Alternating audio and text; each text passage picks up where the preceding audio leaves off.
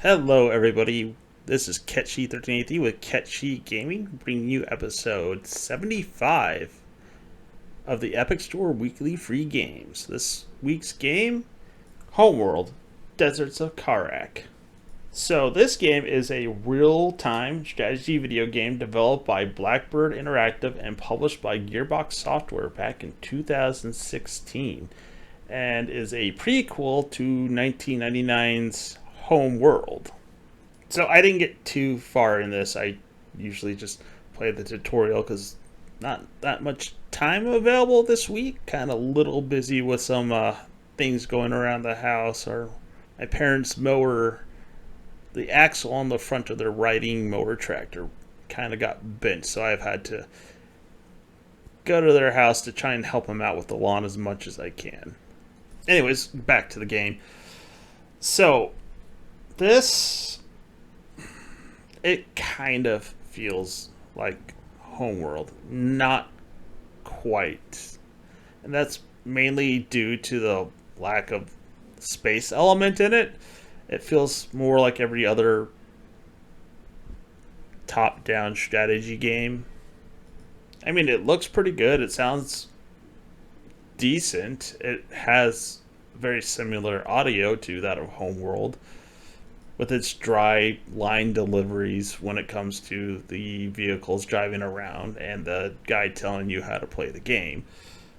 But it doesn't quite feel like Homeworld, and that's because it's not a space-based game. It's on a planet.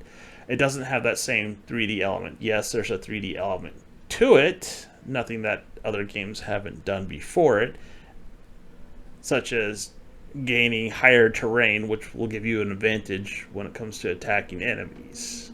It is sort of an example of what this game has to offer. And there really didn't really hit any buttons for me to just get past the tutorial, to be honest. Maybe later, which I know is my favorite phrase when it comes to some of these games. Maybe later. But right now, no. It's not capturing my attention and getting me to go and play this game and keep playing it. A large part of that is it's a prequel, and it's a direct prequel. And in general, I just have issues with prequels all around. For the most part. I mean, yes, there's exceptions to that. So let's say, for example, the prequels to the original Star Wars movies, episodes 4, 5, and 6, with 1, 2, and 3. They weren't, yes, they were produced later, but they weren't good. And let's say the Temple of Doom, I should say Indiana Jones and the Temple of Doom, is a prequel to Raiders of the Lost Ark.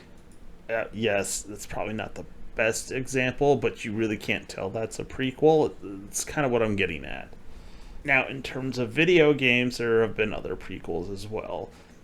Link to the Past, prequel to the original Legend of Zelda. Ocarina of Time, a prequel to both of those games. Skyward Sword, it's a prequel to all prequels in terms of the Zelda series.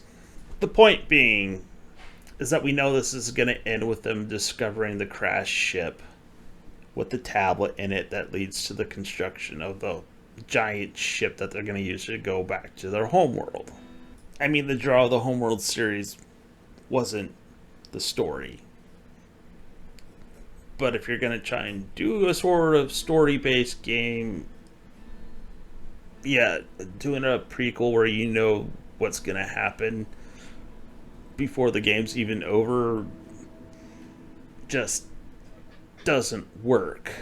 I mean, I would say in this case it would have been better off just making a whole entire game and not calling it Homeworld. But then again, I guess from a business standpoint, yes, they were trying to use the Homeworld name to push sales for this game. I mean, people seem to like it, so I guess it worked.